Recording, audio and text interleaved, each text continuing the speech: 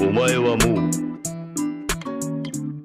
死んで Bismillahirrahmanirrahim. Assalamualaikum warahmatullahi wabarakatuh.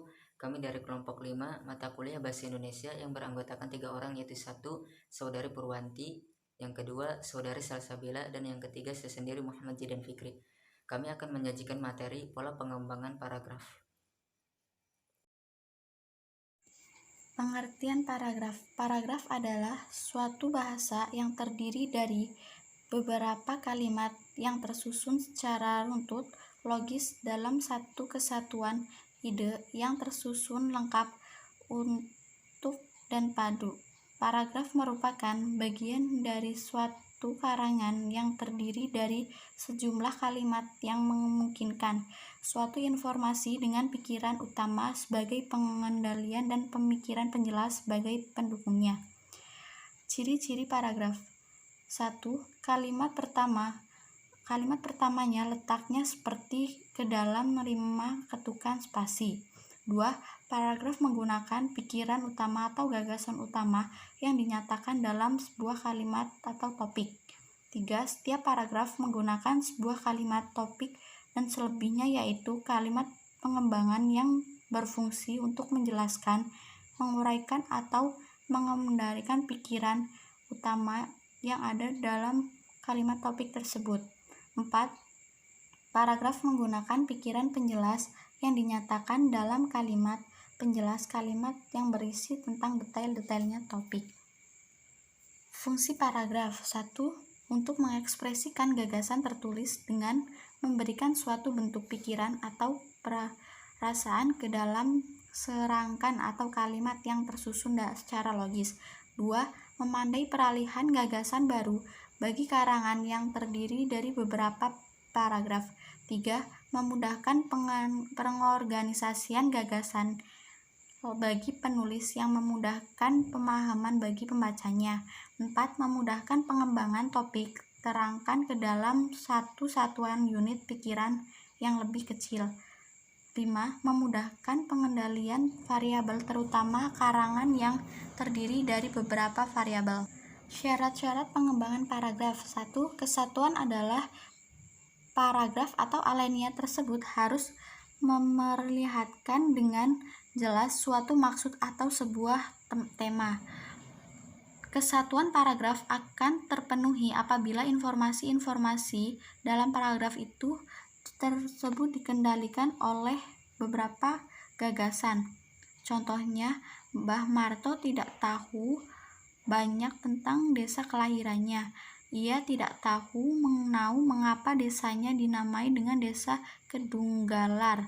Ia tidak tahu mengapa Sangarup kini mengering. Paragraf di atas terdapat paragraf yang baik, sebab diantaranya terdapat satu gagasan utama berikut. Mbah Marto tidak tahu banyak tentang desa kelahirannya.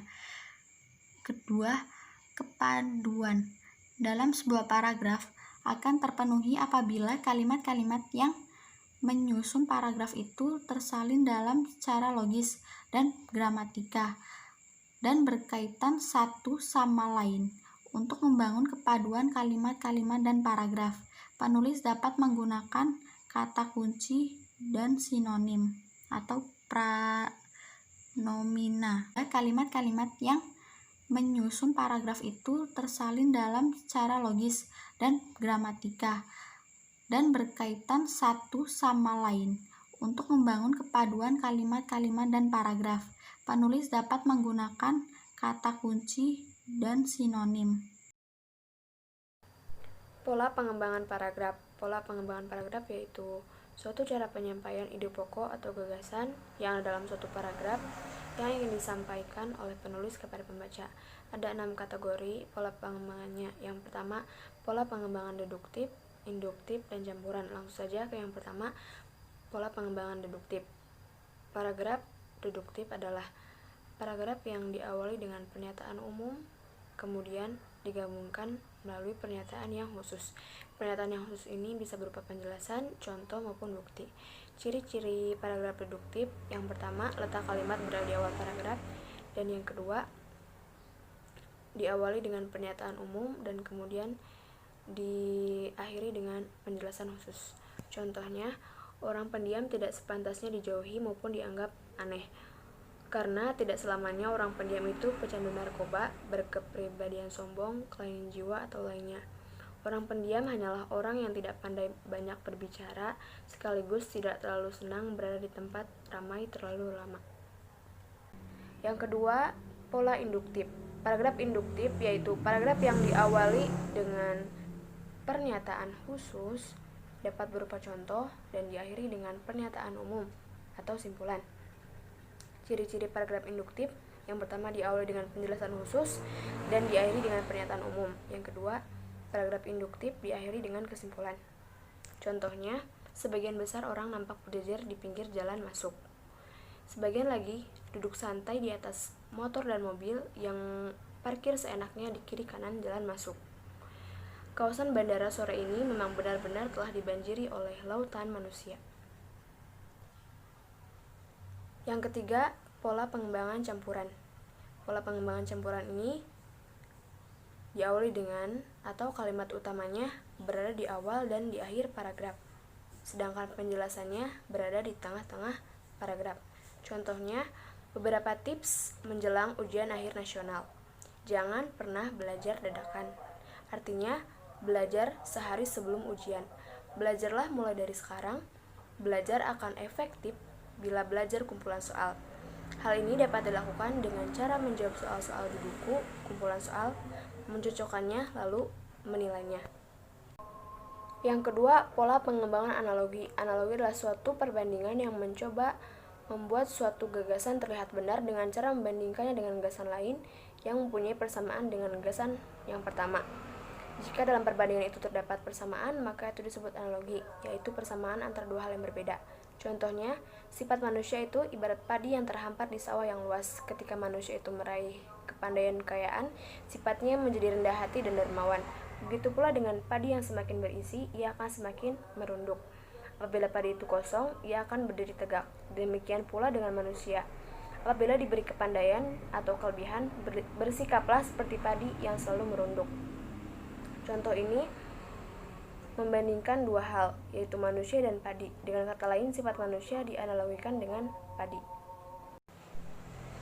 Yang ketiga, pola pengembangan sudut pandang. Pola sudut pandang adalah pola pengembangan paragraf yang disajikan pada cara dan pandangan yang dipergunakan oleh pengarang sebagai sarana untuk menyajikan tokoh, latar, dan berbagai peristiwa untuk menyajikan sebuah cerita fiksi kepada pembaca.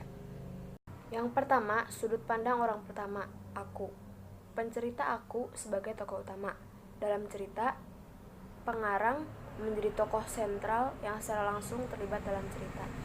Ada dua kemungkinan mengenai aku dalam cerita ini. Bisa jadi aku dalam cerita adalah pengarang itu sendiri, atau aku sebenarnya bukan pengarang, melainkan pembaca yang seolah-olah mendengar cerita dari pelakunya sendiri. Contohnya, aku merasakan sesuatu yang hangat menerpa kulitku.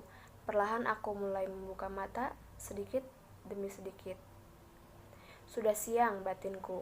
Kutarik lagi selimut hangatku untuk menutupi silau mentari yang telah mengusik tidurku.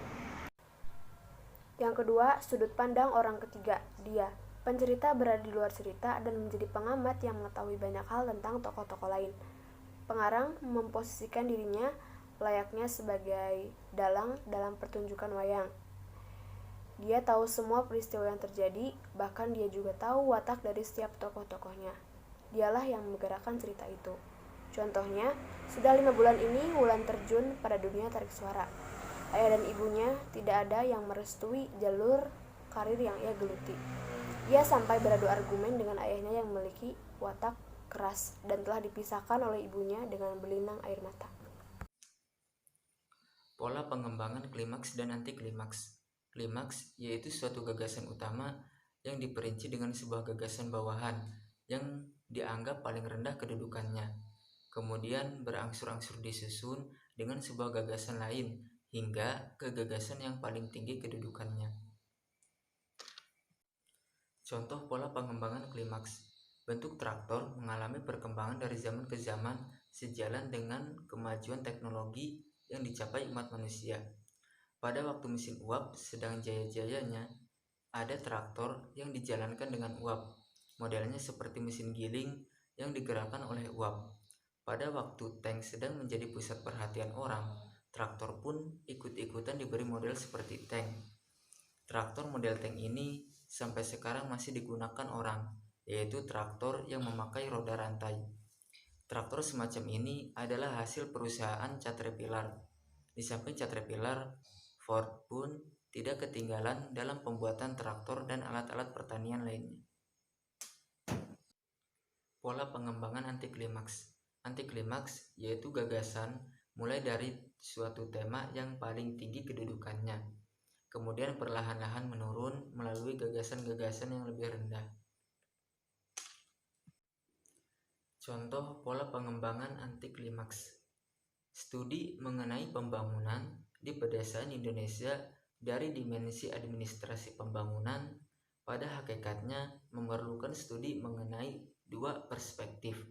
Pertama, kita memusatkan perhatian pada keadaan sumber-sumber yang utama, khususnya ciri-ciri yang terkait dengan masalah-masalah yang berskala nasional.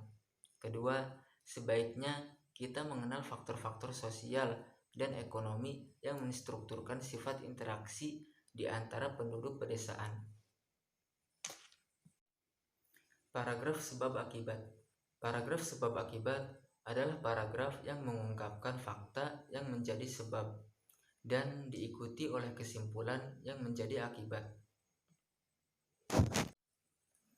Contoh paragraf sebab akibat.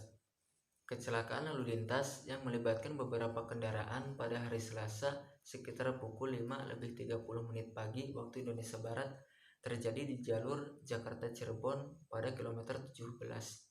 Dalam peristiwa itu, mobil tangki yang dikemudikan oleh Surya terguling, kemudian terbakar dan menyebabkan salah satu awak tewas.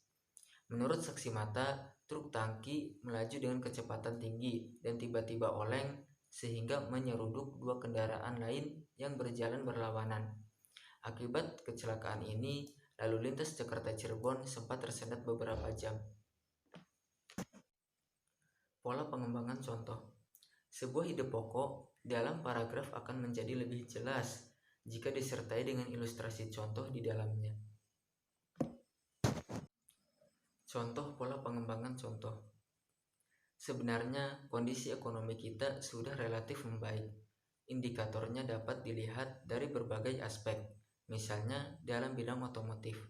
Setiap hari kita temukan aneka kendaraan melintas di jalan raya, sepeda motor baru, mobil pun baru.